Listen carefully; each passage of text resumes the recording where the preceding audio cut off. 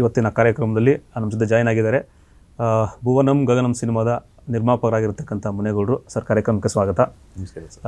ಜೊತೆಗೆ ಈ ಸಿನಿಮಾವನ್ನು ತುಂಬ ಪ್ರೀತಿಸಿ ಸಾಕಷ್ಟು ವರ್ಷಗಳ ಪ್ರಯತ್ನದ ನಂತರ ತೆರೆ ಮೇಲೆ ತರೋದಕ್ಕೆ ಸಿದ್ಧರಾಗಿರುವಂತಹ ನಿರ್ದೇಶಕರು ಗಿರೀಶ್ ಅವರಿದ್ದಾರೆ. ಗಿರೀಶ್ ಮೂಲೆಮನೆಯವರ ಕಾರ್ಯಕ್ರಮಕ್ಕೆ ಸ್ವಾಗತ. ನಿಮಗೂ ಸ್ವಾಗತ. ಸರ್, ಮೊದಲನೇದಾಗಿ ಇಬ್ಬರೂ ಕೂಡ ಸಂಕ್ರಾಂತಿ ಹಬ್ಬದ ಶುಭಾಶಯಗಳು. ವರ್ಷದ ಮೊದಲ ಹಬ್ಬ, ಇನ್ಫ್ಯಾಕ್ಟ್ ಕನ್ನಡಿಗರಿಗೆ ಇದೇ ಹೊಸ ವರ್ಷ. ಹೇಗೆ ಅನ್ನಿಸ್ತಿದೆ ಸರ್ ಮುನೇಗೌಡ, ನೀವೇ ಹೇಳಬೇಕು. ನಮಗೂ ಖುಷಿ ಆಗ್ತಾಯಿದೆ, ಯಾಕಂದರೆ ವರ್ಷದಲ್ಲಿ ಫಸ್ಟ್ನೇ ಹಬ್ಬ ಇದು. ಈ ಹಬ್ಬದಿಂದ ನಾವು ನಮ್ಮ ಸಿನಿಮಾದು ಪ್ರಮೋಷನ್ ಸ್ಟಾರ್ಟ್ ಮಾಡಿದ್ದೀವಿ, ಹಾಗಾಗಿ ತುಂಬ ಸಂತೋಷ ಆಗ್ತಾಯಿದೆ ನಾವು. ಸರ್, ನಿಮಗೇನು ಅನ್ನಿಸ್ತಾ ಇದೆ? ಅಂದರೆ ಹೊಸ ವರ್ಷ ಪ್ರಾರಂಭದಲ್ಲೇ ನಿಮಗೊಂದು ಒಳ್ಳೆಯ ಸುದ್ದಿ ಕೊಟ್ಟಿದ್ದಾರೆ, ಸಿನಿಮಾ ರಿಲೀಸ್ ಮಾಡಿ ನಿಮ್ಮ ಕನಸುಗಳು ಸಾಕಾರ ಆಗುವಂಥ ಟೈಮು. ಹಿಂದೆ ಸಾಕಷ್ಟು ಸಿನಿಮಾಗಳು ವರ್ಕ್ ಮಾಡಿದ್ರಿ, ಬಟ್ ಈ ಒಂದು ಭುವನಂ ಗಗನಂ ಅನ್ನೋ ಸಿನಿಮಾನ ಸಾಕಷ್ಟು ದಿನಗಳಿಂದ ನಾವು ನೋಡ್ಕೊಂಡು ಬರ್ತಾ ಇದ್ದೀವಿ. ಸಾಕಷ್ಟು ತಡ ಆಗಿತ್ತು. ಅದಾದಮೇಲೆ ಹೊಸ ವರ್ಷದಲ್ಲಿ ಹೊಸ ರೀತಿಯಾಗಿ ಎಂಟ್ರಿ ಆಗ್ತಿದ್ದೀರಿ, ಹೇಗೆ ಅನ್ನಿಸ್ತಾ ಇದೆ? ಹೌದು ಸರ್, ಅದು ಏನು ಅಂದರೆ ಭುವನಂ ಗಗನಂ ಶುರು ಮಾಡಿದಾಗ ಸೊ ಇಸ್ ಓಕೆ, ಅಂದರೆ ನಾವು ಅದಕ್ಕೆ ಅಷ್ಟು ಟೈಮ್ ಬೇಕಾಗಿತ್ತು ಅಂತ. ಅದು ಆನ್ ಸ್ಕ್ರೀನಲ್ಲಿ ನೋಡಿದಾಗ ಗೊತ್ತಾಗುತ್ತೆ ಯಾಕೆ ಇಷ್ಟು ಟೈಮ್ ಯಾಕೆ ಬೇಕಾಯಿತು ಏನು ಅಂತ ಹೇಳಿಬಿಟ್ಟು. ಸೊ ನಾವು ವೆಯ್ಟ್ ಮಾಡಿ, ಏನಕ್ಕೆ ವೆಯ್ಟ್ ಮಾಡಿ, ಅಷ್ಟು ವೆಯ್ಟ್ ಮಾಡಿ ಯಾವ ಥರ ಶೂಟ್ ಮಾಡಿದ್ದೀವಿ ಏನು ಅಂತ ಹೇಳಿಬಿಟ್ಟು. ಸೊ ಒಂದು ಹೊಸ ಅನುಭವ. ಸೊ ಆ ಹೊಸ ಅನುಭವನ ಹೊಸ ವರ್ಷದಿಂದ ಅಂದರೆ ಸಂಕ್ರಾಂತಿಯಿಂದ ಶುರು ಮಾಡ್ತಾಯಿದ್ದೀವಿ. ಸಂಕ್ರಾಂತಿ ಅಂದ್ರೇ ಶುಭ.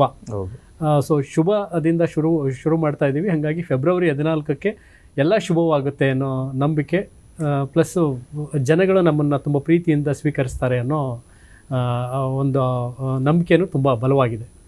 ಸರ್, ನಿರ್ಮಾಪಕರು ಹೇಳಬೇಕು, ಫೆಬ್ರವರಿ 14ನೇ ತಾರೀಕು ಪ್ರೇಮಿಗಳ ದಿನಾಚರಣೆ ಬೇರೆ. ಲವರ್ಸ್ಗೆ ಒಂದು ಒಳ್ಳೆ ಸ್ಕ್ರಿಪ್ಟ್ ಆಗುತ್ತಾ ಭುವನಂ ಗಗನಂ? ಖಂಡಿತ ಒಳ್ಳೆಯದಾಗುತ್ತೆ, ಅವ್ರಿಗೂ ಒಳ್ಳೆಯ ಸ್ಕ್ರಿಪ್ಟ್ ಆಗುತ್ತೆ. ಮತ್ತು ಎಲ್ಲ ಅವ್ರಿಗೆಲ್ಲ ಫ್ಯಾಮಿಲಿ ಓರಿಯೆಂಟೆಡ್ ಸಿನಿಮಾ, ಎಲ್ಲರೂ ಹೋಗಿ ಕೂತ್ಕೊಂಡು ನೋಡುವಂಥ ಸಿನಿಮಾ ಇದು. ತುಂಬ ಚೆನ್ನಾಗಿದೆ, ಅದನ್ನು ನೀವು ನೋಡ್ಬೋದು 14ನೇ ತಾರೀಕು. ಅಂದರೆ ಇವತ್ತು ಹೇಗಾಗಿದೆ ಅಂದರೆ, ಒಂದು ಸಿನಿಮಾ ಬರುತ್ತೆ ಅಂತಂದಾಗ ಇವತ್ತಿನ ಕಾಂಪಿಟೇಷನ್ ಯುಗ ಇದು.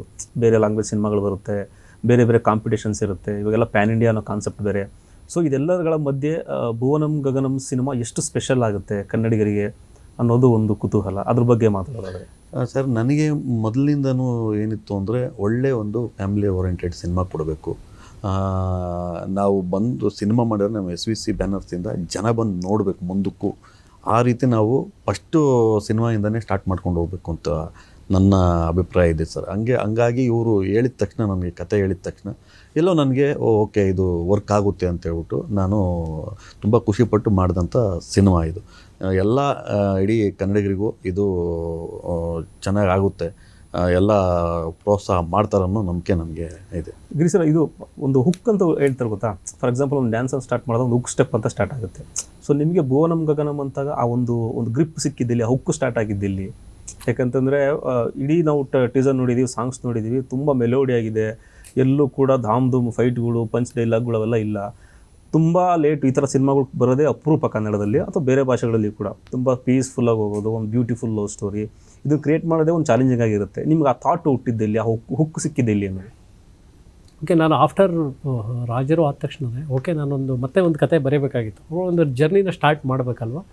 ಸೊ ಕತೆ ಬರೆಯುವಾಗ ಇದು ಓಕೆ ಈ ಥರದ್ದೊಂದು ಈ ಥರದ್ದೊಂದು ಅದೊಂದು ಅನಿಸ್ತು. ಓಕೆ, ಈ ಥರದ್ದೊಂದು ಜರ್ನಿ ಕತೆನೇ ತಗೊಂಡು ಹೋಗೋಣ. ಸೊ ಇದು ಎಂಡ್ ಈ ಥರ ಇರಲಿ, ಆಮೇಲೆ ಈ ಥರ ಬಿಗಿನಿಂಗ್ ಇರಲಿ ಅನ್ನೋದು ಒಂದು ಸ್ಟಾರ್ಟ್ ಆಗಿತ್ತು.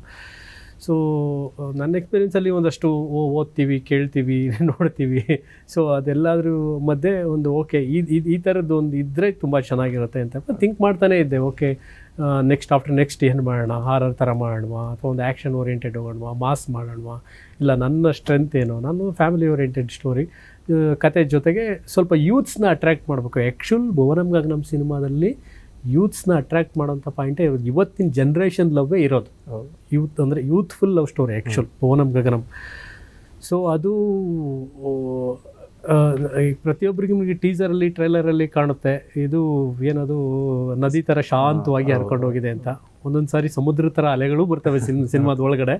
ಬಟ್ ಅದನ್ನು ನಾವು ಆನ್ ಸ್ಕ್ರೀನ್ ನೋಡಿದಾಗ ನಿಮಗೆ ಅನಿಸುತ್ತೆ ಒಂದು ಕಮರ್ಷಿಯಲ್ ಪ್ಯಾಕ್ಡ್ ಮೂವಿ ಇದು. ಆ್ಯಕ್ಚುಲ್ ನಿಮಗೆ ಅಂದರೆ ಆ್ಯಕ್ಷನ್ನು ಅದೇ ಮಟ್ಟಕ್ಕಿದೆ, ಭರ್ಜರಿಯಾಗಿದೆ. ನಿಮಗೆ ಸಿನಿಮಾ ಒಳಗಡೆ ಬಂದಾಗ ಗೊತ್ತಾಗುತ್ತೆ ಅಷ್ಟು ಆ್ಯಕ್ಷನ್. ಅಂದರೆ ನಾನು ಹೇಳ್ತಾ ಇರೋದು ಈ ಶೇಡ್ಸ್ ಆ್ಯಕ್ಷನ್ಸ್ ಅಲ್ಲ, ನಿಮಗೆ ಅದು ಒಂದು ಭರ್ಜರಿಯಾದ ಆ್ಯಕ್ಷನ್ಗಳಿದೆ, ಸಾಂಗ್ಸ್ ಇದೆ, ಜೊತೆಗೆ ಒಂದು ಫ್ಯಾಮಿಲಿ ಓರಿಯೆಂಟೆಡ್. ಅಂದರೆ ಪ್ರತಿಯೊಬ್ಬರು ಥಿಯೇಟ್ರಿಗೆ ಬಂದು ನೋಡಿದಾಗ ವಾವ್ ಅನ್ನೋ ಥರ ಫ್ಯಾಕ್ಟರ್ಸ್ ಇದೆ. ಓಕೆ ಸರ್, ಇವಾಗ ಗಿರೀಶ್ ಸರ್ಗೆ ಒಂದು ಅವ್ರ ಸ್ಟ್ರೆಂತು ಫ್ಯಾಮಿಲಿ ಓರಿಯೆಂಟೆಡ್ ಸಿನಿಮಾ ಮಾಡಬೇಕು ಅಂತೇಳಿ, ನಿಮ್ಗೆ ಅದು ಇತ್ತ ಸರ್? ಮಾಸ್ ಸಿನಿಮಾ ಮಾಡಬೇಕು, ಒಂದು ಒಳ್ಳೆ ಕಮರ್ಷಿಯಲ್ ಫೈಟ್ ಸೀನ್ಗಳಿಟ್ಟು ಆ ಥರ ಇತ್ತಾ, ಅಥವಾ ನಿಮ್ಗೊಂದು ಒಳ್ಳೆ ಫ್ಯಾಮಿಲಿ ಓರಿಯೆಂಟೆಡ್ ಸಿನಿಮಾಗಳನ್ನ ಮಾಡಬೇಕು ಅನ್ನೋ ಕಾನ್ಸೆಪ್ಟಾ, ಅಥವಾ ಗಿರೀಶ್ ಅವ್ರ ಕತೆ ಹೇಳಿದಾಗ ನಿಮಗೆ ಯಾವ ಒಂದು ಪಾಯಿಂಟು ಓಕೆ ನಾವು ಇದನ್ನು ಟೇಕ್ ಆಫ್ ಮಾಡ್ಬೋದು ಅನಿಸಿದ್ದು? ಸರ್, ನನಗೆ ಎಲ್ಲ ಸಿನಿಮಾನೂ ಮಾಡಬೇಕು ಅಂತ ಇಷ್ಟ ಇದೆ ನಿರ್ಮಾಪಕರಾಗಿ.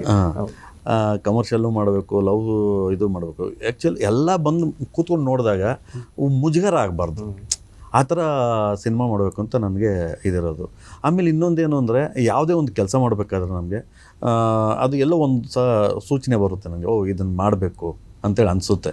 ಅವ್ರು ಬಂದು ಕತೆ ಹೇಳಿದಾಗ ಸುಮಾರು ಸಲ ಬಂದು ನನ್ನ ಹತ್ರ ಹೋಗಿದ್ರು ಅವರು, ನಾನು ಏನು ತಲೆ ಕೆಡಿಸ್ಕೊಂಡಿಲ್ಲ. ಆಮೇಲೆ ಒಂದು ಸಲ ಕತೆ ಹೇಳಿ ನೋಡೋಣ ಅಂತ ಹೇಳ್ಬಿಟ್ಟು ಇದು ಮಾಡಿದಾಗ, ಕತೆ ಹೇಳಿದ ತಕ್ಷಣ ನಂಗೆ ಟಕ್ಕಂತ ಮಾಡಬೇಕು ಇದನ್ನು ಅಂತೇಳಿ ಅನಿಸ್ತು.